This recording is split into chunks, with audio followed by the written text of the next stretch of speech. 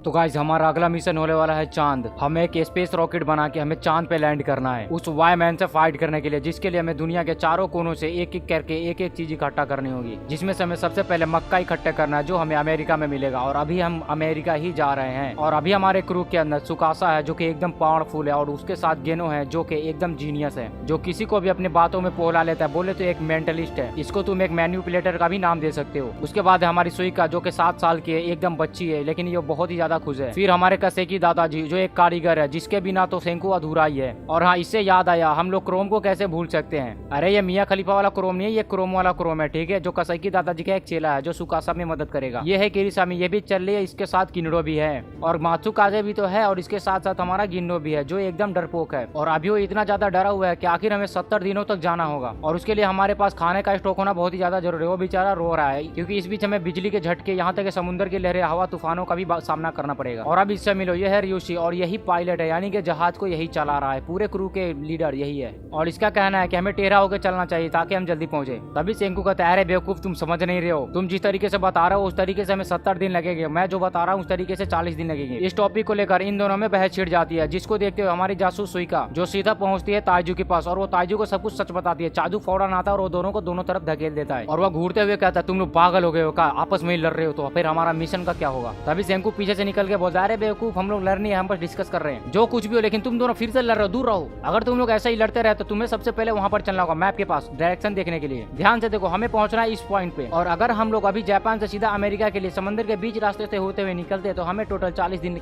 लगेगा, और अगर मैं नहीं मान के चलते तो तुम्हें 70 दिन लगेंगे। और मैं एक कैप्टन हूँ, मेरे पास ये सारी चीजों का एक्सपीरियंस है, क्योंकि मैं दिन भर समंदर में ही रहता हूँ। ये सुनते ही सेंकू बहुत ही ज्यादा नाराज होता है, और वो समझाता है, अरे बेवकूफ, तुम ध्यान से सुनो, अगर हम जमीन के किनारे किनारे से जाते हैं तो हमें काफी ज्यादा समय लगेगा, जिसकी वजह से हमारे मक्के की जो खेती है वो सूख जाएगी। सूखने के बाद बसंत आ जाएगा इतने दिनों के अंदर ही अंदर, और हमारा पूरा मिशन फेल हो सकता है, हमारी सारी मेहनत पानी में। ये सुनते ही क्रोम कहता है, हाँ भाई, तुम्हारी बात में दम तो है। दरअसल इस पूरी दुनिया को पत्थर का बनने के बाद वो सब हुआ है जो किसी ने सोचा भी नहीं था। डिसीजन फाइनल हो चुका था, हम लोग उसी रास्ते से जाने वाले हैं। तुकासा जाम पी रहा था और सभी लोग मजे कर रहे थे, कुछ लोग तो ट्रेनिंग भी कर रहे थे। और इधर सेंकू मन में ही सोच रहा था कि क्या हमें ह्यूगा को जगाना चाहिए जो हमारे रास्ते में मदद करेगा। इतना सोचते वो अमेरिकन लिक्विड को ह्यूगा के ऊपर डाल देता और वो आजाद हो जाता है। पहले वो फाइनल करता है और सेंकू ह्यूगा को सब कुछ समझाता है कि आखिर तुम्हें हमारे लिए क्या करना और आगे चल के क्या क्या होगा और तुम्हारे लिए नुकसान क्या है। वो मान जाता है, ठीक है, तुम जो बोलोगे मैं वही करूंगा, क्योंकि सुकासा भी तुम्हारे ही साथ है। तभी हम देखते हैं कि उसका एक दुश्मन, जिसकी लड़ाई पिछली बार में आधा हो गया था, बोले तो हाफ रह गई थी, पूरी नहीं हो पाई थी, अधूरी रह गई थी, उसको ये बंदा आप चुका रहा है। वैसे एक तरह से देखा जाए तो ये चुका नहीं रहा है, बल्कि ये दोनों प्रैक्टिस कर रहा है। इन लोगों को देखते हुए इधर किन्नो पीछे से छुप के कहता है गिन्नो को, हालांकि बेचारा थोड़ा सेंसिटिव है, नए लोगों के सामने ज्यादा बोल नहीं पाता, लेकिन फिर भी गिन्नो को पीछे से आवाज देता है कि इधर आओ, इधर आओ, मुझे एक बात कहनी है। सुनो किन्नो, मेरी बात ध्यान से सुनो, सभी लोग प्रैक्टिस कर रहे हैं और हम सब तो हमारे पुराने गाँव के पहरेदार है, तो हमें भी करना चाहिए, हमें भी अपनी ताकत को डबल करनी चाहिए, हमें अपने स्किल पे काम करना चाहिए। किन्नो इस बात को सोच के बहुत ही ज्यादा खुश होता है और वो दोनों भी एक दूसरे के साथ मिलकर प्रैक्टिस करने लगते हैं। वैसे तो हम इन दोनों की जोड़ी को एपिसोड 1 से ही देखते आ रहे हैं, अगर तुमने नहीं देखा तो जाकर सीरीज को स्टार्ट करके देखो। हमारे सिंगू के पास टाइमर था क्योंकि हमें पता था कि हम कितने दिनों में पहुंचने वाला है। इधर सुकाइशी दादाजी, अरे मेरा मतलब कसेकी दादाजी चरोम के साथ मिलकर अपना काम कर रहे थे और उन्होंने अंदर की ओर एक अर्थ का गोला ही बना दिया था, लेकिन समंदर में थोड़े बहुत तूफान के झटके लगने होते हैं, बारिश होता है, तूफान आती है, समंदर की लहरें उठती है, और यहाँ पर हमारे कसेकी दादाजी का दिमाग भी काम नहीं कर रहा था। तभी हमारा पायलट कहता है कि इसके चक्कर में हम कुछ ठीक से देख भी नहीं पा रहे, अगर ऐसा हुआ तो होगा क्या, हम सब समंदर में भटक जाएंगे और क्या।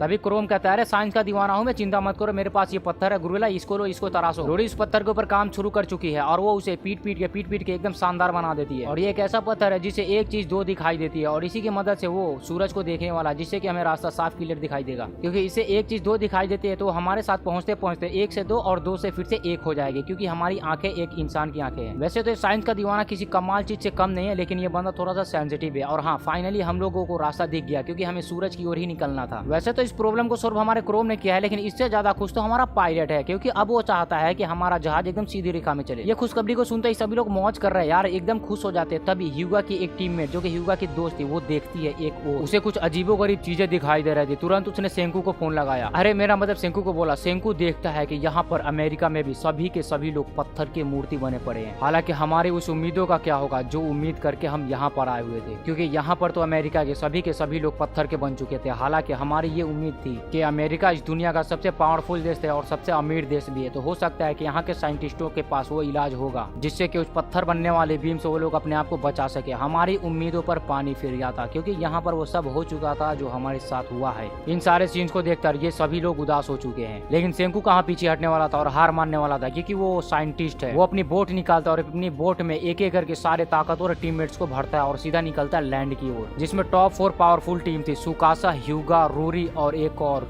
जो कि है सुकामी। हालांकि वहां के सीन्स को देखकर सेंकू को उदास होना चाहिए था, लेकिन यह बहुत ही ज्यादा खुश था। तभी उसके सामने से कुछ मगरमच्छ आते हैं, जिसको देखकर गेनो की तो फटके 4 हो जाती है। अरे बाप रे, ये कैसे हो गया? अब हम इसको कैसे हैंडल कर गए? हमारी शॉक टीम कहाँ है? तभी वो सारे मगरमच्छ बोट पे हमला कर देते हैं और हमारी पावरफुल टीम आती है ऊपर से, जिसमें मैंने बताया सबसे पावरफुल ह्यूगा और सुकासा, वो दोनों उसी में थे। वो सब के सब हमला करते उसके ऊपर और एक झटके में सारे मगरमच्छों को पेल के फाड़ देते हैं। उनमें से कुछ भाग जाते हैं तो उनमें से कुछ का फ्राई राइस बनाया जाता है, जिसमें से बर्गर बनाया जाता है और सभी लोग टेस्ट बनाकर खाते हैं। जिस बर्गर का टेस्ट इतना ज्यादा लाजवाब था, जिसको देखते ही सभी लोग, मतलब खाते ही सभी लोग एक अलग ही दुनिया में निकल जाते हैं। इधर सुकासा मगरमच्छों की मीट बना रहा था, तभी वो सेंकू को बोलता है, सेंकू इधर आओ, मुझे एक चीज मिली है। वो एक अजीब सी चीज को पुचकारता है और उसके अंदर से निकलता है मक्का। सेंकू उस मक्के को हाथ में लेकर बहुत ही ज्यादा खुश होता है, क्योंकि उसकी सफलता अब करीब है। अब एक खुशी का माहौल तो था, लेकिन तभी सुकासा को फील होता है कि यहाँ पर कोई ना कोई है। वो अपने सारे टीममेट्स को अलर्ट होने के लिए बोलता है, सुनो सब लोग सावधान हो जाओ, यहाँ पर खतरा और कोई ना कोई हमारे ऊपर नजर रख रहा है और वो हमसे ज्यादा ताकतवर है। ये सुनते ह्यूगा अपना खाना छोड़कर उसकी ओर बढ़ता है, लेकिन बहुत देर हो चुकी थी। तभी उसके ऊपर हमला हो जाता है और देखते हैं हम कि हमारा अपोनेंट हमसे ज्यादा पावरफुल है, क्योंकि उनके पास गन है। लेकिन अफसोस की बात है, वो सभी लोग भागते हैं। अब भागे भी क्यों ना, उसका साइंस हमारे साइंस से बहुत आगे, क्योंकि उन लोगों के पास गन है और हम सब सिर्फ बर्ची और भाला से लड़ेंगे। यहाँ पर जो कुछ भी हो रहा है ये सब सेंकू की सोच के परे है, इसलिए वो चुपचाप भागने पे फोकस कर रहा है और अपने टीममेट्स को बचाने के फिराक में है। तभी हमारे उस हाईली रिपोर्टिंग बंदूक वाले की फेस दिखाई देती है, जो अपने मुंह में एक सिगरेट जलाए रखा था। और इधर हमारा सेंकू जो सोचता है, वाह क्या बात है, जापान के साथ साथ अमेरिका, यहाँ तक कि पूरी दुनिया भी पत्थर की बन चुकी है और यहाँ पर बंदूकें चलाई जा रही है। वाह, मतलब मेरे साथ साथ कोई और भी जगह था। ये सुनते ही सब शौक हो जाते हैं, लेकिन सेंकू बताता रहता है दरअसल कोई है जो सेंकू की तरह ही एक साइंटिस्ट है और वो भी एक सिविलाइजेशन बनाना चाहता है। तभी हमारा एक टीममेट ऊपर की ओर देखता है और हम देख पाते हैं कि ऊपर की ओर से हमला हो रहा है। और जैसा कि सेंकू ने बताया कि उसका साइंटिस्ट हमसे ज्यादा लेवल का है, वो उसकी दिमाग से सच में परे था, क्योंकि उन लोगों के पास हेलीकॉप्टर था और ये लोग तो अभी कार तक ही पहुंच पाया, जो कि अभी पुराने जमाने की तरह ही दिखाई देता है। आखिर ऐसा कैसे हो सकता है? या तो वो नासा में काम करने वाला कोई साइड साइंटिस्ट या फिर वो नासा का ही साइंटिस्ट है। उन लोगों के ऊपर हेलीकॉप्टर से हमले किए जा रहे थे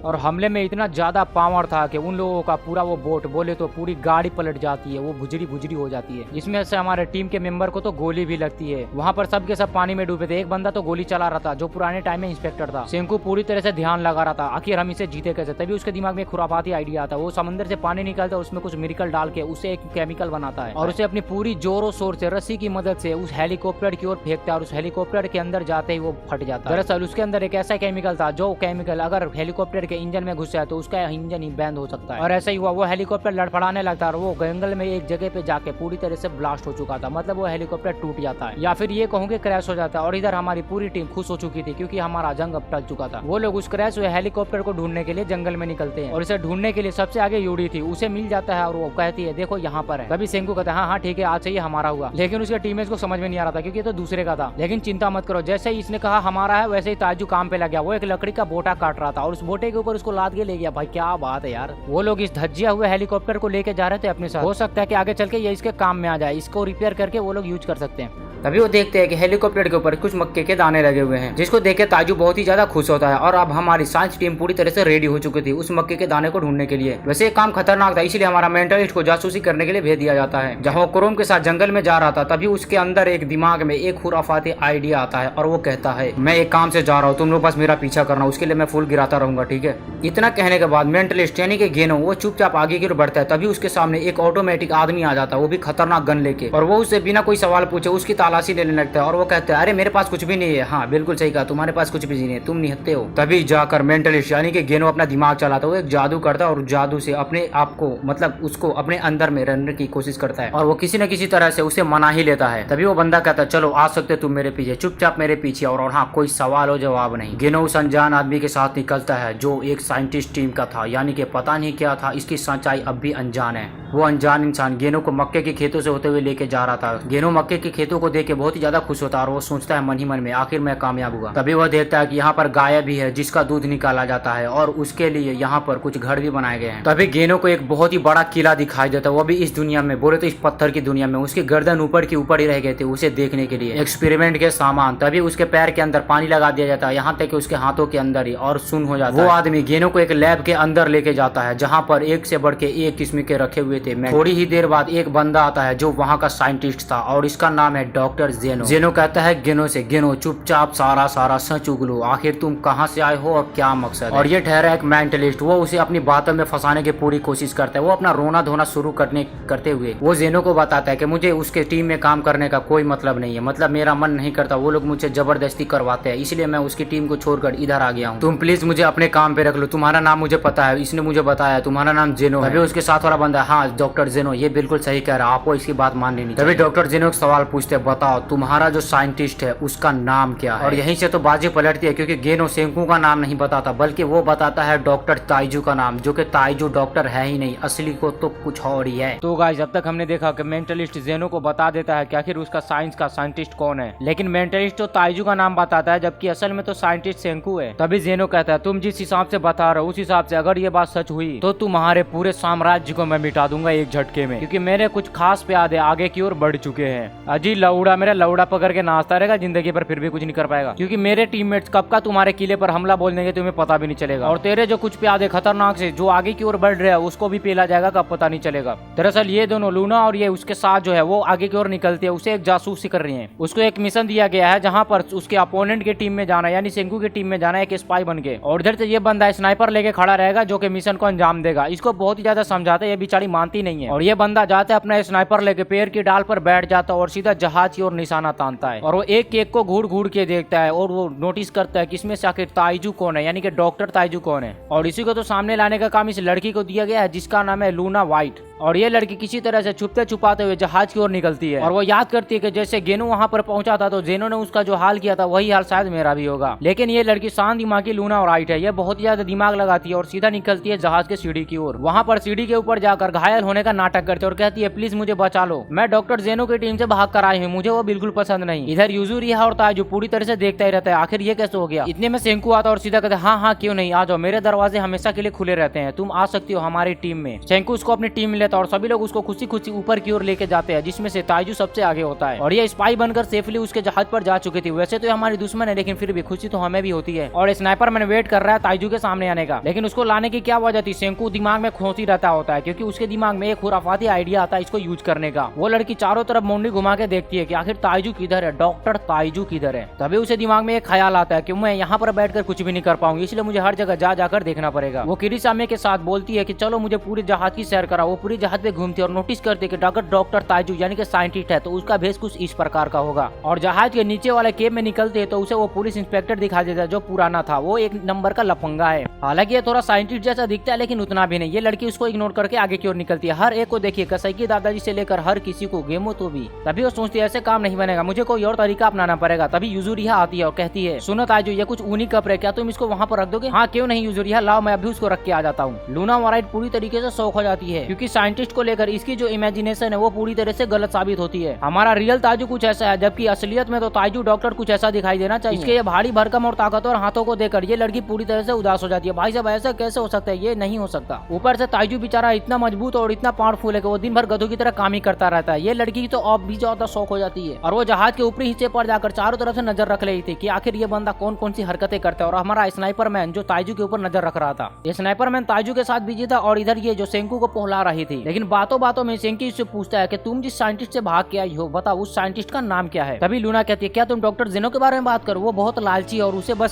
सियासत करना है। डॉक्टर जेनो, ये नाम सुनते ही सेंकू पूरी तरीके से शौक हो जाता है। मुझे नहीं पता इसके दिमाग में क्या चलता है लेकिन फिर भी हमें एक फ्लैशबैक दिखाया जाता है। जब सेंकू छोटा था और वो रॉकेट बनाना चाहता था और स्पेस में जाना चाहता था, तब एक नासा का साइंटिस्ट था जिसका नाम था डॉक्टर जेनो। और सेंकू को रॉकेट बनाने में जो भी प्रॉब्लम आती थी सेंकू सीधा डॉक्टर जेनो से हेल्प मांगता था। और अब जाकर डॉक्टर जेनो की मुलाकात हुई है जो जेंकू से होने वाला है। लेकिन अफसोस की बात है कि सेंकू अब उसका अपोनेंट है। सेंकू बचपन से अपनी पूरी मेहनत और लगन से अपने स्पेस रॉकेट को बनाने में लगा था और ताइजू भी उसको साथ था, लेकिन ताइजू को उसकी एक भी किताबें समझ में नहीं आती है। लेकिन फिर भी ताइजू उसको फुल मोटिवेट करता है, जोश दिलाता है और वो उसे कुछ भी गड़बड़ होता है, कुछ भी समझ में नहीं आता है तो वो तुरंत दुनिया भर के हजारों साइंटिस्टों की वेबसाइट पे एक मेल कर देता है, जो पूरी दुनिया में इधर उधर घूमते हुए नासा के पास भी पहुंच ही जाती है। और नासा में हर कोई इसे इग्नोर करता है और कुछ लोग देखकर तो खुश भी होते हैं, लेकिन इसके सवाल इतने पेचीदे होते हैं कि कोई भी इसका आंसर दे ही नहीं सकता सिवाय डॉक्टर जेनो के। और जेनो तो इसको फुल सपोर्ट करने वाला था। देखो, डॉक्टर जेनो नासा का एक साइंटिस्ट है जो एक टॉप लेवल है, मतलब टॉप नहीं लेकिन टॉप लेवल में गिनती होता है। डॉक्टर जेनो सेंकू के हर एक मेल्स का रिप्लाई करता था, हर एक सवाल का जवाब देता था, वो उसको फुल सपोर्ट करता था।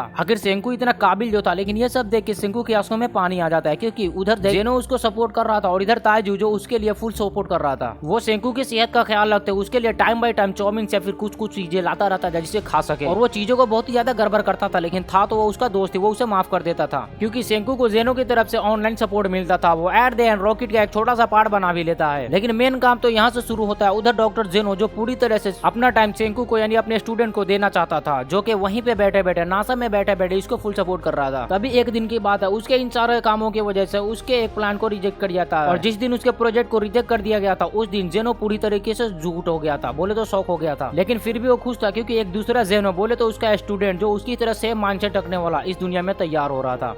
और अब जेनो को इस बात का कोई रिग्रेट नहीं था क्योंकि उसका जो स्टूडेंट तैयार हो रहा था वो कोई और नहीं बल्कि उसका दोस्त यानी कि उसके बाप का बेटा है, जो एक स्पेसमैन है, और वो उसके साथ में ही बैठ के खाते हैं और वो स्पेस में साथ में ही जाते हैं। लेकिन उसे यानी उसके बाप को ये नहीं पता कि उसका बेटा जेनो का स्टूडेंट है। और ये सब जानने के बाद सेंकू पूरी तरीके से रेडी हो चुका था क्योंकि अब वो सच जान चुका था। और इधर ये लड़की जो अपनी चाल चलने ही वाली थी, जिसे पता चल चुका था कि आखिर डॉक्टर ताइजू कौन है, तो वो डॉक्टर ताइजू की ओर इशारा करने के लिए वो आगे की ओर जाती है जिससे कि स्नाइपर को पता चल सके, और वो आगे जाके स्थिर हो जाती है। स्नाइपर मैन को कुछ भी समझ में नहीं आ रहा था कि आखिर ये लड़की कर क्या रही है। वो सेंकू और ताइजू के सामने खड़ी थी, लेकिन ताइजू कौन है यानी डॉक्टर ताइजू कौन है वो ये बता नहीं पा रही थी। स्नाइपर मैन भी वेट कर रहा था। वो लड़की पूरी कोशिश करती है कि आखिर उन लोगों का सच बता दे, लेकिन फिर भी वो नाक में उंगली करने लगती है। ये देख सब कुछ शौक हो जाता है और वो अपने ओंठ के इशारे से कुछ न कुछ बता रही थी। लेकिन तभी हमारा देखते है पायलट कि आखिर ये लड़की कर क्या रही है। हमारे पायलट को पूरी तरीके से शक हो चुका था। तभी वो जोर से चीख के कहता है, यहाँ पर कोई ये स्नाइपर मैन बैठा है, तुम लोग शौक हो जाओ यानी कि शांत हो जाओ और अलर्ट हो जाओ। चारों तरफ हलचल मच जाती है, सभी लोग अलर्ट हो जाते हैं और ये लड़की घबरा जाती है आखिर उन लोगों को पता कैसे चला। और इस हलचल में स्नाइपर मैन को भी समझ में नहीं आ रहा था कि आखिर डॉक्टर ताइजू है तो है कौन। तभी सेंकू उसे देख लेता है और वो छुपते छुपते आगे की ओर भागता है, और इधर स्नाइपर मैन आस लगाए बैठा है कि आखिर वो कब दिखेगा। तभी वो देखता है, या सीधा यूं कहूं कि वो इमेजिन करता है, और वो सीधा सेंकू के ऊपर हमला करने की कोशिश करता है। लेकिन सेंकू एक कांटे की बोरी लेकर ठीक अटूट की तरह सामने खड़ा होता है, जो उसे सपोर्ट करेगा और उसे डैमेज कम करेगा। तभी स्नाइपर मैन अपना स्नाइपर आगे की ओर चलाता है, जिसमें से एक खतरनाक गोली निकलता है जो किसी बम से कम नहीं था। गोली की स्पीड कम से कम 10 किलोमीटर पर आवर तो होगी ही। वो दीवार को चीरती हुई सेंकू की ओर बढ़ती है और उस आटे वाली बोरी को छेद कर सीधा सेंकू को आर पार करके निकलती है, जिससे सेंकू बहुत ही गंदा तरीके से घायल होता है। और हम देख पाते हैं कि वो सीधा हॉस्पिटल के बेड पे है और सेफ उसका इलाज कर रही है। तभी कसाई दादाजी देखते हैं कि उसने आटे को बोरी में डालकर अपने लिए एक सेफ हथियार बनाया था। चिंता मत की दिक्कत है कि दादाजी, सेंकू को कुछ भी नहीं होने वाला। और इधर ये माधर चोद जासूस जो पीछे से देख रही थी सब कुछ, वो आगे की ओर बढ़ती है। भाग माधर चोद, निकल यहाँ से, साला मरवा दिया मेरे भाई को। वो सेंकू का हाथ पकड़ती है और उसे छू कर देख करती है आखिर ये मरा तो नहीं, और वो उसे जोर जोर से दबाती है। तभी ताइजू उसके हाथ जोड़कर भीख मांगता है, प्लीज लूना मेरे दोस्त को बचा लो, इसके अलावा मेरा इस दुनिया में और कोई नहीं है। इधर क्रोम और यूरी को सपोर्ट करने के लिए पूरा ह्यूगा एंड सुकासा टीम भी पहुंच चुकी थी, और अब ये लोग प्लान कर रहे हैं डॉक्टर जेनो के किले में घुसने की। लेकिन कोई रास्ता नजर नहीं आ रहा, क्या करेंगे हम? ऊपर से जा नहीं सकते, जमीन पे जा नहीं सकते। फिर तो एक ही रास्ता है, हम जमीन के नीचे से जाएंगे, खुदाई करने का काम शुरू किया जाए। अरे मेरे कहने का मतलब है हम जमीन के नीचे से खोद कर आराम से एक सुरंग बनाकर सीधा उसके अंदर जाकर हमला बोल सकते हैं। लेकिन सेंकू तो अभी सोया हुआ है, तो इसका मतलब है कि अब क्रोम ही है जो ये सारे काम संभाल सकता है। क्रोम पूरी तरीके से जोश में आ चुका था और वो जितनी जल्दी हो सके उतनी जल्दी एक मशीन का स्ट्रक्चर भी तैयार कर देता है, जो होगा मशीन यानी कि जमीन खोदने वाला। और जमीन खोदने वाली मशीन को बनने में काफी समय लगेगा, लेकिन उससे पहले हम क्या करते हैं कि छोटा सा गड्ढा बना लेते हैं सपोर्ट के लिए। तब तक उधर कसाई दादाजी हमारे मशीन ड्रिल मशीन को रेडी कर चुके होंगे। ताजू मशीन को गाड़ी में लाकर सुकासा को पहुंचाने के लिए जाता है। तब तक उसके एक टीममेट यानी कि जेनो के 2 चमचे रास्ते में उसको घेर लेते और गन दिखाते। अरे भाई साहब तुम तो बहुत ताकतवर हो यार, तुम्हारे पास गन है, चुपचाप मेरे साथ आओ, मैं एक चीज दिखाता हूँ। अरे तुम नहीं समझोगे मैं अपनी गाड़ी में क्या क्या लेके जा रहा हूँ, चलो मेरे साथ। ये भाई सुन, हाँ भाई बताना आखिर ये करना क्या चाहता है, सीधा सीधा बोल रहा। अरे टेंशन मत लो, हम लोग लड़ाई झगड़ा नहीं करते, लेकिन हाँ करोगे तो करूंगा क्योंकि मैं बहुत पावरफुल हूँ। वो एक बंदे को अपने गाड़ी के पीछे बैठा कर गाड़ी चला रहा है। ये बंदा सोच रहा था आखिर ये बंदा इतना खुश कैसे है, मुझे मारने मार नहीं रहा क्योंकि जबकि मैं तो इसका दुश्मन हूँ। तभी ताजू कहता है देखो मैं झगड़े लड़ाई करना बिल्कुल भी पसंद नहीं है, तुम चाहो तो मुझे मार सकते हो लेकिन मैं तुम्हें मारूंगा नहीं। वैसे ये बंदा थोड़ा सा इमोशनल हो जाता है इसकी बातों को सुनकर। हालांकि ताजू की गाड़ी इतनी ज्यादा स्पीड देखी ये बंदा पूरा तरीके से शौक हो जाता है। अरे भाई इतनी स्पीड गाड़ी मत चला। अरे भाई तो ठीक है लेना तू ही चलाना, ले ले ले जल्दी चला जल्दी। वो बंदा एकदम स्लोटली गाड़ी चला रहा था। भाई ऐसा लगा जैसे कि हम 21वीं सदी में पैदा हो गए। अरे वाह क्या बात है, तू तो बड़ी अच्छी गाड़ी चलाता है। अरे मादरचोद मैं अपने दुश्मन की गाड़ी चला रहा हूँ उसको सपोर्ट कर रहा हूँ। सुकासा ये देखो मैं अपनी गाड़ी ले आया और ड्रिल मशीन भी। अरे बाप रे ये सब ने मुझे ही बांध दिया। ध्यान से देखो खुदाई का काम शुरू करो जल्दी से और सीधा उस महल पर हमला बोल दो। वैसे मुझे पता है इसका काम मुझे ही शुरू करना पड़ेगा, इसीलिए ताजु फुल स्पीड के अंदर में काम पे लग जाता है। और इधर हम देखते हैं कि सेंकू का इलाज हो रहा था और इलाज होते होते वो कहती है कि अब ये जाग चुका है, मतलब जग सकता है, यानी कि डिलीवरी ले चुका है। अरे मेरा मतलब वो नहीं था। हालांकि सभी लोग शौक हो जाते हैं और हम देख पाते हमारा पुलिस इंस्पेक्टर जो कि चारों तरफ नजर रख रहा था उसे एक अजीबो गरीब चीज दिखाई देती है। सबको बताता और सभी लोग आसमान की ओर देखने लगते। तब हम देखते हैं कि एक फाइटर जेट हमारी ओर बढ़ रहा है, वही फाइटर जेट जिसे हमने पिछली बार गिराया था और उसके अंदर है हमारा दुश्मन। तभी हमारा पायलट पूरे जोश में आ जाता है और नीचे से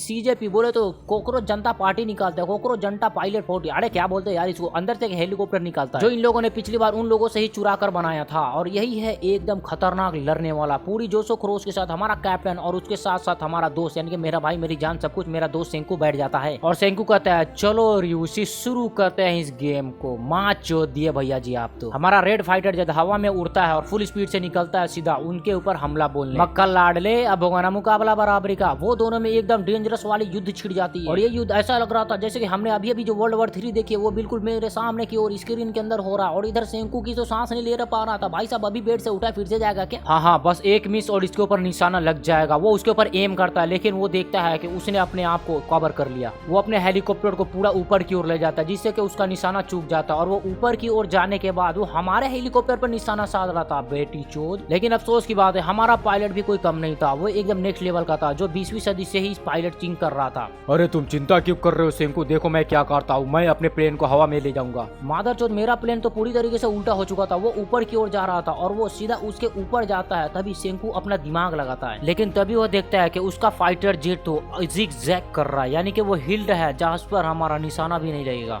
और इधर हमारा सामुरा है जो सोच ही रहा था कि ऊपर की ओर लड़ाई हो रही है, हमें जमीन के नीचे भी ध्यान रखना होगा क्योंकि अक्सर हमें चारों तरफ नजर रखने की जरूरत होती है। तभी उसे एक एहसास होता है वो भी बहुत गंदा वाला। उसे जमीन के नीचे से यानी पानी के नीचे से कुछ अजीबोगरीब आवाजें सुनाई दे रही थी। तभी वो उसे नोटिस होता है कि भाई साहब नीचे तो सब मरीन आ रही है। अब आएगा असली मजा क्योंकि सारा कंट्रोल मेरे हाथ में है। आखिर तुम मेरे चालबाज प्यादे जो हो। सब मरीन नीचे की ओर से जा रही थी। जहाज पे सभी लोग हलचल मच रहा था क्योंकि सभी लोग गिर रहे थे। रीजन ये है कि जहाज के ऊपर अटैक हुआ था और वो बम ब्लास्ट भी हो जाता है। पूरी तरीके से फटके राख हो चुका था यार ब्लास्ट। और इसका प्लान था जेनो का और गेनो इधर देख रहा होता है। ये चली हमारे सबसे मजबूत प्यादे ने अपनी चाल और इधर वो लोग हॉस्टेज बन चुका होता है और इधर जिगजैग गेम प्ले चल ही रहा है। तभी सेंकू के दिमाग में एक खतरनाक आइडिया आता है। वाह बेटे वाह। वो कहता है कि तुम ऊपर से फ्लाइट को नीचे की ओर लो फिर मैं देखो क्या करता। वो अपने अंदर से कुछ केमिकल्स निकालता है और उन केमिकल्स को रस्सी के साथ बांधकर उसके फाइटर जेट के ऊपर फेंकता है। उसका फाइटर जेट पूरी तरीके से क्रैश होकर नीचे को गिर जाता है क्योंकि उसके ऊपर बोतल बरसाई जा रही थी। क्रैश इस लेवल का हुआ था कि कुछ भी दिखाई नहीं दे रहा था। तभी हम देखते हैं कि इधर में सामुराई और किरी समय का भाई आ गया था। भाई साहब यहाँ पर तो फाइट होने लगी थी और एक जगह में पेल देता है। ये बहुत खतरनाक है। ऊपर की ओर भी सबको हॉटिज बना लिया था लेकिन ये बंदा आता और ऊपर की ओर भी सबको पेल के निकल जाता है क्योंकि इसे ह्यूगा ने अपनी टेक्निक जो सिखाई थी।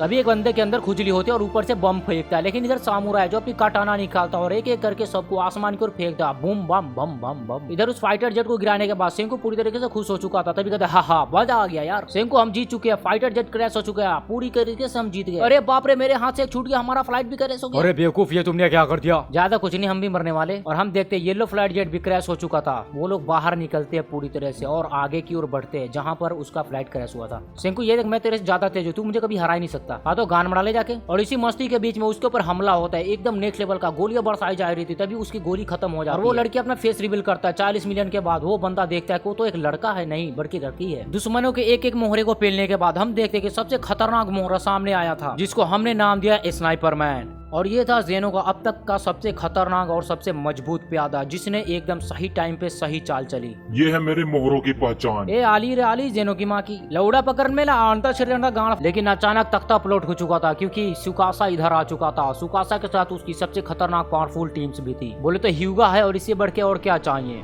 तभी देखते हैं कि सुकासा के हाथों में से मिट्टी गिर रही। तभी वो समझ जाता है अच्छा आप समझा तुम लोग मिट्टी के जरिए आए हो। और इधर हमारा गेनो जो कि मैन्युपुलेशन यूज कर रहा था अपने अंदर से जादुई तख्तियां दिखा रहा था। भाई हमेशा इसको मैनिपुलेट करने के लिए। तब तक यूडी आती है और बंदरों की तरह लपक लेती है, ये ले मुंह में लौड़ा मेरा। तब तक सुकासा आ जाता है और बोलता है ह्यूगा को, ह्यूगा हमें आगे की ओर चलना चाहिए, हमें रुकना नहीं है, तभी हम जीतेंगे। रूडी आगे की ओर बढ़ के एक दरवाजा खोलते हैं जहाँ पर हम देख पाते हैं कि एक से बढ़ के एक दिग्गज है जो उन लोगों को मारने के लिए तैयार खड़े। हम देखते हैं कि इधर से सुकासा अकेला सबके लिए काफी है और वहां पर भी डेंजरस वाली फाइट हो चुकी थी क्योंकि सुकासा सबको एक झटके में पेलता है और इधर इसको हॉस्टेज बना लेता है। किसको? तो जेनो को। रूडी उसको पूरी तरीके से रस्सी से बांध देती ताकि वो भाग ना पाए और इधर उसको ले आकर पैर में बांध देती है। अब जेनो की हार हो चुकी थी और हम देखते हैं कि सेंकू आता है और वो देखता है और वो दोनों एक दूसरे को देखकर काफी ज्यादा इमोशनल हो जाते हैं। वो दोनों थोड़ी देर नहीं बल्कि बहुत देर तक बहुत सारी बकचोदी यानी बातें करते हैं और प्लान के हिसाब से वो उसको लेकर निकल जाते हैं सीधा अपने जेट के ऊपर और जेट पे ऊपर जाने के बाद एक बोट से दोनों साइड भाग जाते हैं। तभी तो इसका प्लान सक्सेसफुल होगा और भागने वाले को कमजोर समझ नहीं, गलती मत करना क्योंकि इसमें सुकासा और ह्यूगा जैसे लोग भी शामिल हैं। भागते भागते ये दोनों बात करते हैं कि अब बताओ सेंकू, तुम इतना आगे बढ़ गए मुझे तो पता ही नहीं चला। तुम मेरे पुराने स्टूडेंट जो हो,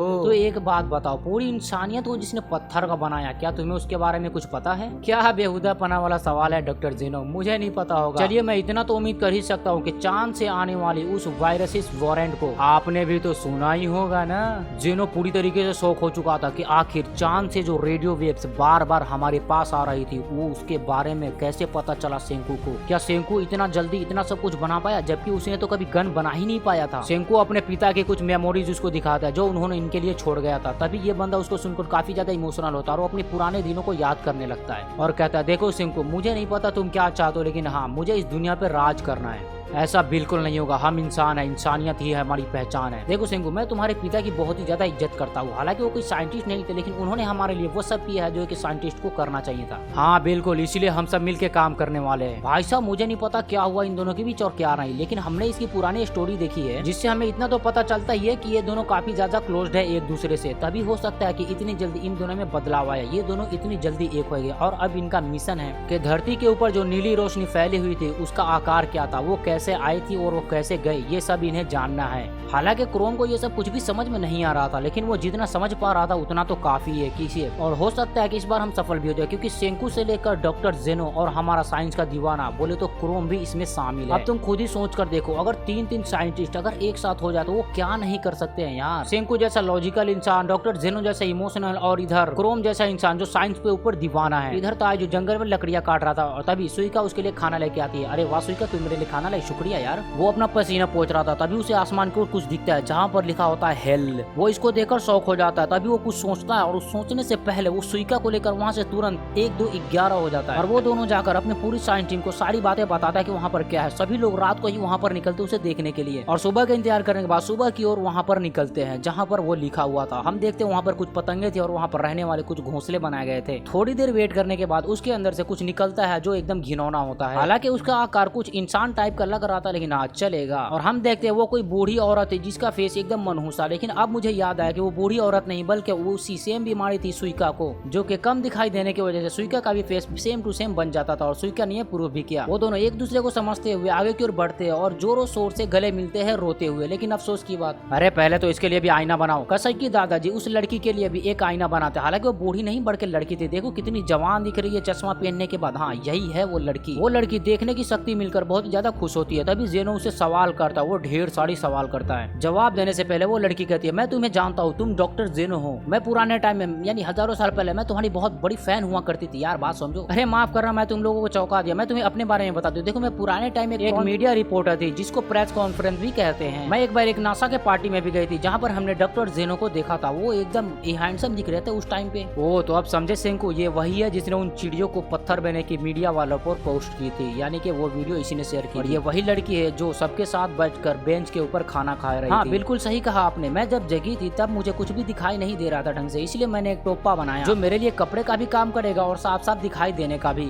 हालांकि मैं उतना भी खास नहीं देख पाती थी क्योंकि नॉर्थ की ओर जाना था तो मैं साउथ की ओर निकल जाती थी। समंदर में भटकने के बाद एक ऐसी इंसान समंदर में ही भटक जाती थी जो कि पूरी दुनिया का मैप जानती थी। इसकी ये सारी स्टोरी सुनकर तो ये सब हंसने लगते हैं। तभी सेंकू कहता है वाओ इम्प्रेसिव, मतलब तुम मेरे काम आ सकती हो। चलो जरूरी है। हाँ बिल्कुल, मैं पूरी कोशिश करूंगी कि मैं आप सबके पूरी तरह से काम आऊँ। तो चलिए मैं अब आप सभी को लेकर चलती हूँ अपने अगले मिशन की ओर जो आप बोलेंगे वहीं पर। हम अपने अगले मिशन की ओर निकलते हैं। तभी हमारा इंडिकेटर चलता है यानी कि वो सिग्नल जो हमें दुश्मन की ओर से दिखाया जाता है। हमारा दुश्मन भी हमारे सेंकू का यानी कि सबका पीछा कर रहा था क्योंकि डॉक्टर जेनो को इन लोगों ने किडनैप जो किया था सीधा सीधा बताओ तो पीछे जो बड़ा सा जहाज दिख रहा है वो है दुश्मन का जहाज, और हमारे आगे है सेंकू, जेनो, सभी लोग, जिसको वो लोग पकड़ पा रहा है क्योंकि उसकी जहाज के इंटरनेट से जो रेडियो वेव्स निकल रही है वो चारों तरफ सिग्नल्स भेज रही है। तभी हमारी टीम की नई खरबूजा मेंबर एक इलाज करती है, वो बड़ा सा चादर लेके आती है। और अफसोस की बात है कि चादर लाने के बाद से हमारा सिग्नल पूरी तरीके से स्पीड हो जाता है, ऐसा लगता है जैसे कि हम उसके पास है ही नहीं, हम बहुत स्पीड जा रहे हैं। हालांकि दुश्मन का जहाज हमारे जहाज से काफी ज्यादा बड़ा था, लेकिन फिर भी हम अपने दुश्मन के जहाज को चकना देने में कामयाब हो जाते हैं। आखिर ये सब हो कैसे रहा है, दुश्मन को कुछ भी समझ में नहीं आ रहा था। तभी हम देखते हैं कि आखिर उस बड़े से चादर को जहाज के आगे लगा दिया गया था। जैसे पैराशूट में हवा भरने से वो धीरे धीरे नीचे उतारते हैं, वैसे ही जैसे हवा चल रही थी वैसे इस चादर को आगे की ओर धक्का देते हुए छोटे से जहाज को बड़े से चादर की मदद से आगे की ओर खींच रही थी। इधर जेनो अपने टीममेट्स को बता के गया था तुम लोगों को लड़ाई नहीं करना है, तुम सभी को मिलजुल के काम करना है। और सेंकू भी अपने टीम लीडर चुन के गई थी कि कोई एक होगा जो इस पूरी टीम को लीड करेगा, और वो सारी चीजें बता कर गया था कि कोई भी झगड़ा लड़ाई नहीं करेगा। वैसे सामने वाला बंदा काफी ज्यादा खुश है क्योंकि झगड़ा और लड़ाई दोनों टल चुकी है। तो क्या कहते हो, हमें मिलजुल के काम करना पड़ेगा, करे क्या। इधर सेंकू अपनी पूरी टीम के साथ जा रहा था खोज करने पत्थर बनाने वाली बीम की, जिस पत्थर बनाने वाली बीम ने आज से ठीक 3700 साल पहले पूरी दुनिया को पत्थर का बना दिया था। उसके साथ उसकी पूरी टोली थी। वो आगे की ओर निकलते, रात हो चुकी थी, सॉरी सनसाइड का टाइम था। तभी सुइका को एक चीज दिखाई देती है जो पानी के अंदर चमक रही थी। वो उसे देखती है तो वो देख पाती है कि वो तो एक पत्थर बनाने वाली बीम है। डॉक्टर जेनो और मेंटलिस्ट दोनों शौक हो जाता है। तभी हम देख पाते हैं कि सेंकू को एक चीज दिखाई देती है जो कि है पत्थर बनाने वाले बीम का एक पहाड़। अब जाके हमें समझ में आया कि आखिर पूरी दुनिया पत्थर बनाने वाले बीम से परेशान क्यों है, क्योंकि इस दुनिया में कुल एक पत्थर बनाने वाले बीम नहीं बल्कि अनेकों है। जो पिछली बार आई थी, जो रोशनी आई थी, वो कोई पत्थर बनाने वाली बीम की रोशनी नहीं बल्कि खुद पत्थर बनाने वाली बीम थी, जो आज ठीक 3700 साल पहले पूरी दुनिया पर आई थी और पूरी दुनिया को पत्थर का बनाकर चुपचाप से पतली गली से निकल गई। सेंकू कहता है जितने हो सके उतने सारे बीम्स इकट्ठा कर लो, अब मजा आएगा। सुकासा और सुइका मिलकर ढेर सारी बीम्स को इकट्ठा कर लेती है और उसे तोड़ने के बाद पता चलता है कि इसमें से एक भी बीम्स अच्छी नहीं है, बोले तो ठीक नहीं है, सब एक्सपायर है। सेंकू देखता है कि इसमें से कुछ की बैटरीज गई है तो कुछ जंग लग गई है, और उधर हमारा दुश्मन हमारा पीछा करते हुए आगे की ओर बढ़ रहा है। और उनसे बचने के लिए सेंकू की पूरी टीम पूरी मेहनत और जी जान लगाकर धार बना रही है। और सेंकू उन बीम्स में से ढेर सारे बीम्स को इकट्ठा कर एक जगह पे सेव कर रही थी। ये वाला जहाज पिछले वाले जहाज से थोड़ा छोटा और काफी ज्यादा मजबूत बनने वाला है, और ये वाला जहाज थोड़ा सा नुकीला टाइप का होगा जो हमारे दुश्मन के जहाज से निकले रेडियो वेव्स को डिटेक्ट नहीं कर पाएगा। वो उसमें छुप जाएगा और वो रेडियो वेव्स जहाज के उस पार चली जाएगी, आर पार, क्योंकि हमारे जहाज का आगे वाला पार्ट नुकीला होने वाला है। और अगर हमारे जहाज का आगे वाला पार्ट नुकीला की जगह चौड़ा या फिर लंबा हुआ तो वो रेडियो वेव्स टकरा कर वापस रिटर्न दुश्मन के जहाज के पास जाएगी और उन्हें सिग्नल देगी। और ये रडार्स ऐसे ही काम करते हैं। तभी हमारा एक बंदा दिखता है, क्यों ना एक बार इसको रेडियो वेव्स के सामने रखकर चेक किया जाए। वो देखता है तो रेडियो वेव्स की सिग्नल टूट जाती है। रेडियो वेव्स इसके सिग्नल को डिटेक्ट ही नहीं कर पाता क्योंकि इसके ऊपर हीरा लगे थे। तभी सेंको और जेनो को पूरी बात समझ में आती है और वो दोनों सोचते हैं कि क्यों ना इसी को पूरे जहाज के ऊपर चिपका दिया जाए, क्योंकि हीरे को काटने के लिए हीरे की जरूरत होती है। वैसे ही रेडियो वेव्स एक ठोस वेव्स है और उसको हटाने के लिए मतलब उसको डिटेक्ट करने के लिए उसने अपने पूरे जहाज के ऊपर ही उन बीम्स को बिछा लिया था, बोले तो चिपका दिया था। और अब सेंको और जेनो आपस में बैठकर कुछ बातें करने जा रहे थे, जहाँ पर हम देख पाते कि पत्थर बनाने वाले बीम के हर एक पार्ट को अलग अलग करके देखा जा रहा है। सेंको उसको माइक्रो ग्लासेस की मदद से देखता है और जेनो उसके अंदर का एक हीरा निकाल के बताता है इसके अंदर तो हीरे लगे हैं,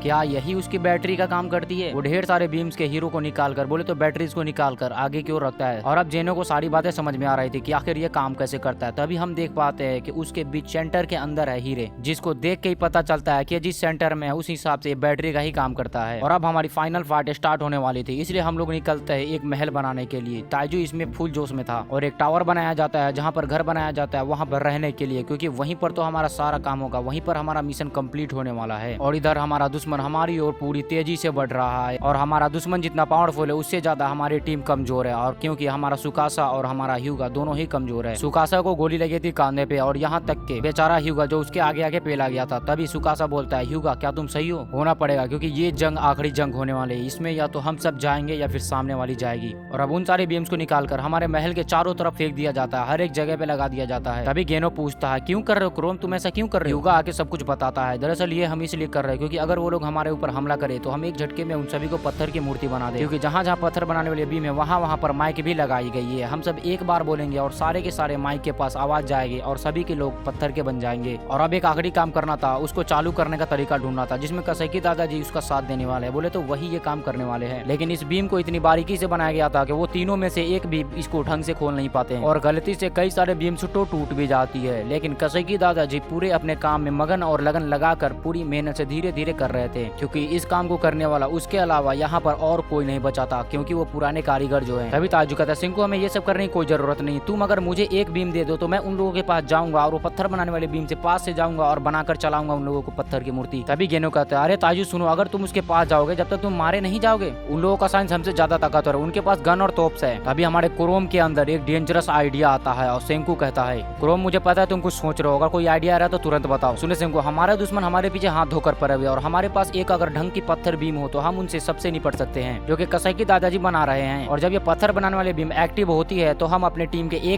किसी एक मेंबर को सारे मेडिकल लिक्विड्स को लेकर भेज देंगे कहीं साइड में, जहाँ तक पत्थर बनाने वाले बीम की रोशनी ना पहुंचे। और सबके मूर्ति बनने के बाद वो आएगा और एक एक को जगा देगा और उसके बाद हमसे फिर से जग जाएंगे। ऐसा करना सही होगा। अरे वाह क्रोम, तुम्हारी सोच तो लाजवाब है, तुमने बिल्कुल सही फैसला लिया और अब हम यही वाले करने वाले हैं, क्योंकि हमारे पूरे किले के चारों तरफ एक से बढ़ के एक माइके लगाई गई है और हमारे कसैकी दादाजी पत्थर बनाने वाले बीम को सही कर रहे हैं। सेंकू, मैं अपनी पूरी मेहनत कर रहा हूँ, मुझे यकीन है कि मैं कर पाऊंगा। देखो मैंने ढेर सारे बीम्स के अंदर से ये हीरे भी निकाल लिए हैं और ध्यान से देखो तो इसको थोड़ा सा अगर टच करने पर यानी इस पे थोड़ा सा जोर डालो तो ये 2 टुकड़ों में बढ़ जाती है। सेंकू और जेनो समझ गया था कि ये इसका बीच का पॉइंट है, उसे जोर आ गया है, तभी ये एक साथ मिलकर बैटरी का काम करती है। और इधर हमारा दुश्मन हमारी आइलैंड की ओर बढ़ रहा था और वो लोग हमारे आइलैंड तक पहुंच चुके हैं। तभी हम देख पाते हैं क्रोम का आइडिया लेने के बाद सुइका को और सेफ को दोनों को एक साइड कर दिया गया था। इन्हीं को वो मिशन दिया गया था कि सबके पत्थर का बनने के बाद यही है जो सबको जगाएगी। वो दोनों आपस में बातें कर रहे थे, तभी उसके पीछे से मकड़ी आती है जो उनके अंदर से निकले हुए भाप को देखकर पीछे की ओर वापस मुड़ जाती है। क्योंकि हम सब जंगल के बीच रह रहे, इसलिए सेंकू ने केमिकल बना के सबको दिया था कि वो सब अपने पीठ पे लगा लिया, फिर अपने हाथों पे, और यही वो केमिकल का गंध है जिसको देखकर वो भाग जाती है। लेकिन वो वहां से भागकर सीधा निकलती है एक हमारे दुश्मन के ऊपर और उसके गर्दन पर जाकर काट लेती है और वो जमीन पे गिर जाती है। हालांकि सेंकू ने इस कीड़े की दवाई भी दी थी कि अगर कोई कीड़ा हमें काट ले तो हमें क्या करना चाहिए। सुइका बिना कुछ सोचे समझे वो दवाई को लेकर निकलती है उस दुश्मन की ओर और जाकर उसके गले पर वो दवाई रखती है और यहाँ से उसका ब्लड रिलेशन शुरू हो जाता है और वो लड़की पूरी तरह से ठीक हो चुकी थी। तभी हम देख पाते हैं कि हमारे गिंडो को और सामीराव को दोनों को बंदी बना लिया गया था। इतने में हमारी सेफ देखती है कि सुइका को चारों तरफ से उनके दुश्मनों ने घेर लिया है और सिर्फ अपनी चालाकी से कहते ये हमारी दोस्त है, मैं दरअसल एक डॉक्टर हूँ। हम सब इधर से गुजर ही रहते हैं कि मैंने तुम्हारे दोस्त को देखा तो मैंने उसे ठीक कर दिया, अब तुम्हें हमें जाने देना चाहिए, मैंने तुम्हारी मदद की है। लेकिन इस बंदे को बेवकूफ बनाना हर किसी के बस की बात नहीं। वो दोनों को बंदी बना लेते और बंदी बना के आगे की ओर लेके जाते हैं। तभी हमारा मेंटलिस्ट पहुंचता है सेंकू के पास, वो उसे सारी बातें बताता है कि कैसे उन दोनों को बंदी बना लिया गया है। उसकी ये बात सुनकर सीधा निकलती है रूडी उसको बचाने के लिए। तभी उसे कुछ पैरों के निशान दिखाई देते हैं जो सीधा निकलते हैं हमारे अड्डे की ओर, बोले तो हमारे महल की ओर या फिर हमारे घर की ओर। रूडी दुश्मनों के पास पहुंच चुकी थी। वो देखती है कि उसके जो भी दुश्मन है वो सभी के सभी चारों तरफ देख के चल रहे, उनकी नजर हर तरफ है एक सिपाही की तरह, और उसे प्रोटेक्ट करने के लिए उसके पीछे ह्यूगा और सुकासा दोनों पहुंच चुके थे। सुकासा कहता है, रूडी तुमने बिल्कुल ठीक किया, हमारा दुश्मन बहुत चौकन्ना है और उसकी नजर हमारे चारों तरफ से है, अगर हमने थोड़ी सी भी हलचल की तो उन लोगों को पता चल जाएगा। तभी ये सब देखते हुए ह्यूगा कहता है वो सब अपने मालिक से कांटेक्ट है, क्योंकि उसके पास वो बॉक्स जिससे वो एक दूसरे को सिग्नल भेजते हैं और पता करते हैं कौन क्या कर रहा है, बातें करते हैं। सुकासा कहता है हाँ बिल्कुल सही, हमें सबसे पहले उसे ही तोड़ना होगा, हमें उनका कनेक्शन तोड़ना होगा ताकि वो बात ना कर पाए और अपनी प्लानिंग ठीक से ना कर पाए, क्योंकि जब तक वो एक दूसरे को सिग्नल देते रहेंगे तब तक हम उसे तोड़कर निकल जाएंगे। तभी हम देख पाते हैं कि उस लड़की पहलवान की हमारे ऊपर पूरी तरह से नजर पड़ती है और इधर ह्यूगा और सुकासा पूरी तरह से रेडी हो चुका था लड़ने के लिए और रूडी भी। वो तीनों फाइट के लिए कूद पड़ते हैं, पूरी तरह से जंग शुरू हो चुकी थी, बोले तो यही तो जंग की शुरुआत थी। वो तीनों भी अपनी दुश्मन वाली स्ट्रेटेजी का यूज कर रहे हैं, चारों तरफ वो लोग भी देख रहे हैं और हम देख पाते हैं कि ये तीनों की फाइट एकदम नेक्स्ट लेवल की हो चुकी थी। रूडी मौका देख के निकल जाती है क्योंकि उसे वो सिग्नल देने वाले रेडियो को तोड़ना था। तभी हम देख पाते ये मोटी भैंस उसके ऊपर पैर गिरा रही थी, लेकिन अफसोस की बात है कि सुकासा उसे पीछे से जाके बचाता है। तभी रूडी कहती है तुम्हें बीच में नहीं आना चाहिए, मुझे चुपचाप जाने दो। अरे बेवकूफ जल्दी जाओ, मैं इसे रोक के रखता हूँ, निकलो तुम यहाँ से। और अब उस लड़की से फाइट करने वाला था हमारा सुकासा। उन दोनों में फाइट शुरू होती है। वो एक लड़की है यही सोचकर सुकासा उसके ऊपर हमला नहीं कर रहा था बल्कि उसे हमले को रोक रहा था, लेकिन वो लड़की कुछ ज्यादा ही बोल जाती है। तभी सुकासा का एक किक और उसके बाद वो बैं वो लड़की एक ही पंच में ढेर हो जाती है। तभी हम देख पाते हैं कि रूडी को बचाने के चक्कर में इधर ह्यूगा को गोली लग गई थी और ह्यूगा जमीन पे गिर रहा था, उसकी सांसें नहीं चल रही थी। ये सब देख के रूडी बहुत ही ज्यादा रोती है, लेकिन कंट्रोल करके आगे की ओर बढ़ती है। हालांकि रूडी के अंदर इमोशन बहुत ज्यादा, फिर भी वो कंट्रोल करती है और आगे की ओर जाकर अपने दुश्मन के पीछे से वो उसके सिग्नल देने वाले डिटेक्टर को तोड़ देती है। और अब हमारे तीनों सोल्जर, तीनों डेंजरस खिलाड़ी जो कि है बेहोश। जैसे ये बात कसैकी दादाजी और क्रोम को पता चलता है, कसैकी दादाजी बहुत ही ज्यादा रोने लगते हैं, क्योंकि ये तीनों कोई हमारे मेंबर्स नहीं बल्कि हमारे तुरुक के इक्के थे और इन्हीं तीनों की बदौलत हम सब तो लड़ रहे थे।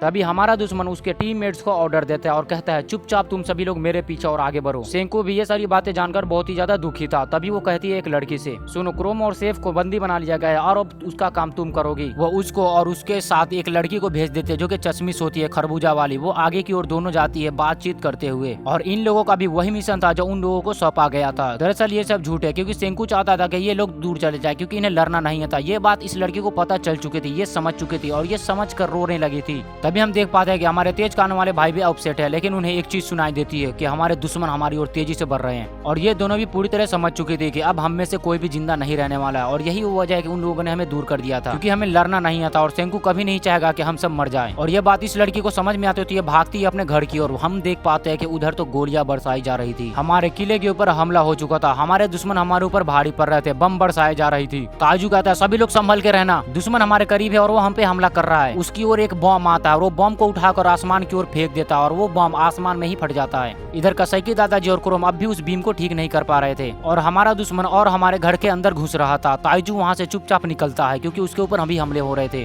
तभी एक बम आकर गिरता है उसके पैर के पास, और वो बम फटता है, और वो बम के साथ साथ ताइजू भी फट जाता है। गेनो उसको बहुत ही ज्यादा जगाने की कोशिश करता है, लेकिन अफसोस कि वो बेहोश हो चुका था। वैसे सच को तो ये सब के पीछे जेनो का यहाँ था, लेकिन जेनो भी नाराज था ये सब देख के। सेंको इधर अकेला खड़ा था, पूरी इंसानियत खतरे में थी, क्योंकि सेंको ने इन सभी को अपने ऊपर बलबूते पर जगाया था। लेकिन हमारा कैप्टन पूरी निडर से खड़ा रहा, उसके ऊपर बम आता है, और ये सेंको देखकर उसको बचाने के लिए आगे की ओर बढ़ता है। लेकिन हम देख पाते बम से पहले उसे बंदूक की गोलियों से छल्ली छल्ली कर दिया जाता है। भाई अगर कभी मैं बनूंगा तो इसी की तरह बनूंगा। यहाँ पर सेंकू भी उसको बचा नहीं पाता, क्योंकि सेंकू को भी चोट लगी थी, और ये दोनों अपने घर को तबाह होते हुए नहीं देख पा रहे थे। ये लड़की रोने लगती है, और इधर गेनो जो जमीन पर हारा हुआ बैठा हुआ था, वो सोचता है कि क्यों ना मैं सरेंडर कर दूं। वो अपना कपड़ा फाड़ता है और उस कपड़े को फाड़ कर आसमान की ओर दिखाता है, लेकिन हमारा दुश्मन सुनने को तैयार नहीं था। वो गोलियों से उसे भी छल्ली कर देता है। चारों तरफ आग लगी हुई थी, सेंकू उदास था, और हमारा कोसैकी दादाजी अपने काम कर रहे थे। तभी हमारा क्रोम कहता है क्यों हम सब हार रहे हैं? नहीं, हम नहीं हार सकते। मेरे पास सिग्नल आ रहा है, मेरा माइक बज रहा है, वो सिग्नल भेज रहा है। लगता है उसने अपना काम पूरा कर लिया। सुगा जैसे कि मैंने बताया था कि कोसैकी दादाजी के साथ एक और बंदा है जो ये काम कर रहा है, और वो छुप के कर रहा है। वो अपना काम पूरा कर चुका था। वो पूरा करने के बाद जाम पी रहा था, जाम को बोतल में डालता है, और उसी के अंदर वो रहता है बीम,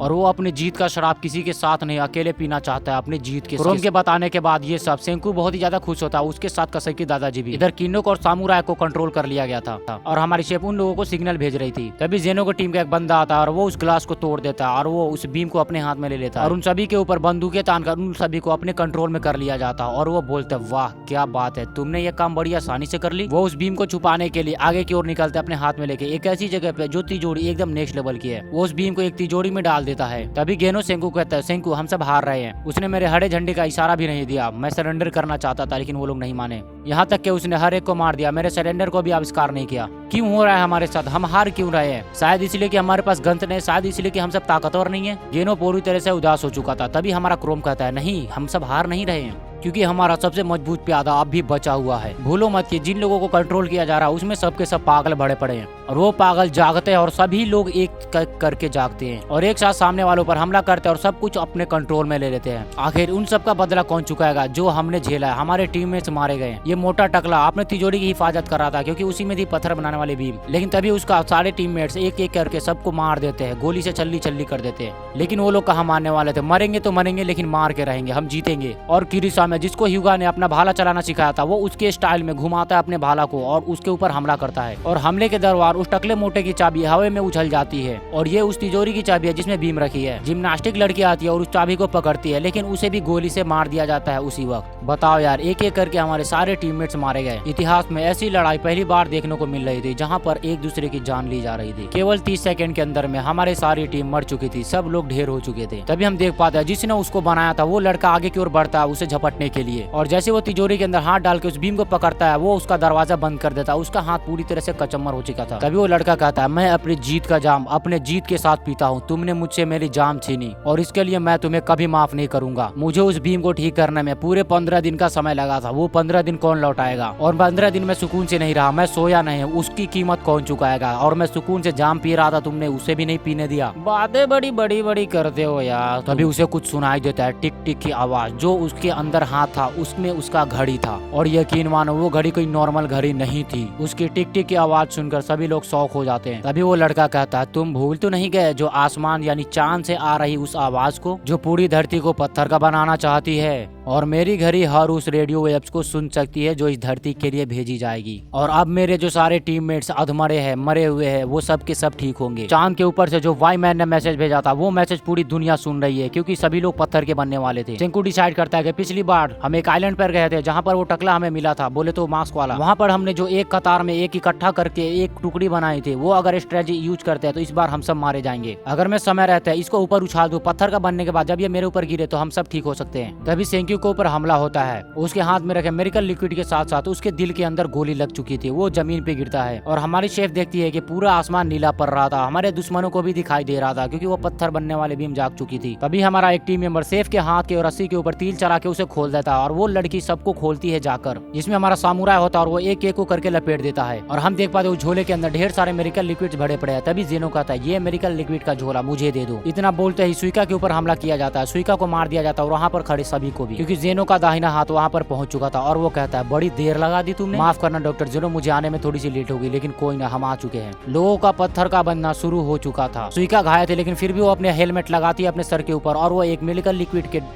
झोले को लेकर अपने किले की ओर भागती है। और वो सभी लोग उसे देख रहे हैं। यहाँ तक कि उस छोटी सी बच्ची के ऊपर गोलियां भी चलाई जा रही थी। सब फूट जाते हैं, लेकिन एक मेडिकल लिक्विड का डब्बा जो किरणों पकड़ लेता है और गेनो को देता है। गेनो उसे उस टावर के सबसे ऊंचे जगह पे रख देता है। सबके जगने के बाद वहाँ पर जो कोई भी होगा, आज से 10 साल बाद, 50 साल बाद या फिर 1000 साल बाद, वो जिसके ऊपर भी गिरेगा वो जगेगा और वही इस इंसानियत को फिर से शुरू करेगा। अब इंसानियत की उम्मीद उसके हाथों में है। तभी सेंकू एक दिमाग लगाता है। वो देखता है कि सुइका उसके बगल में ही खड़ी है। वो सुइका को बोलता है, सुइका तुम एक काम करो, तुम वहाँ पर चली जाओ और सेफ रहो, और कोशिश करना कि तुम उस मेडिकल लिक्विड के ठीक नीचे रहो, ताकि जिस दिन वो मेडिकल लिक्विड गिरे वो तुम्हारे ऊपर गिरे, क्योंकि तुम ही सिर्फ हो जो वहां तक चल के जा सकती हो। सुइका मुस्कुराते हुए समझ जाते हैं कि अब जो भी करना है मुझे ही करना। वो दौड़ती हुई निकलती है उस जगह की ओर। हालांकि उसे ठीक से दिखाई नहीं दे रहे थे, इसलिए वहां पर जाकर गिर जाती है और अपने हाथ को उस मेडिकल लिक्विड की ओर बढ़ा देती है, ताकि जब भी गिरे वो मेरे हाथ पर ही गिरे, क्योंकि एक न एक दिन वो मेडिकल लिक्विड जिस डंडे पर रखा है वो डंडा टूटेगा और वो जिसके ऊपर गिरेगा वही इस इंसानियत का भविष्य लिखेगा। क्योंकि पूरी इंसानियत अब पत्थर बन रही थी। डॉक्टर जेनो भी पत्थर बनने के लिए रेडी था। उसके टीममेट सेंकू वेंकू सब बन चुके थे पत्थर के, और देखते देखते पूरी धरती पर वो हरी रोशनी जा रही थी। और 80% पानी होने की वजह से हमारे ग्रह को नीला ग्रह कहा जाता है, लेकिन शायद अब उसे नीले ग्रह की जगह ग्रीन ग्रह कहा जाए तो ज्यादा बेहतर होगा।